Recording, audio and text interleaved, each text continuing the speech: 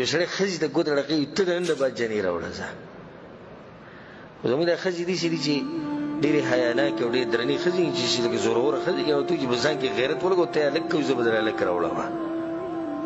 ځکه چې دا ماشوم خو اصل پیدا کېږي د پلار رېږي د مور څه کار دی دا خو ځمکه ده ته پکې څنګه فصل کرې هغه به رېبې نو فصل کرل خو به تا باندې دي نو په ځان کې زور پیدا کړه ځان نر کړه سړی کړه هلک یې کوي هلک به دله راوړي که نه دا د قمقلانو خلکو د جاهلو خلکو خبرې دي چې ښځه وایي ټکی وایي تا بیا جنې راوړه دغه شان د جاهلیت په وخت کې دا داسې خاص عادت نه و د واده دپاره چې مثال کې صرف څلور ښځې به کې یا دوه ښځې به کې چې څومره کولی شي کوه بیا چې کله اسلام دا منع کړو نو صحابه کرامو کې دي صحابه کرامو چې هغوی لس ښځې وي د چا اته وي د چا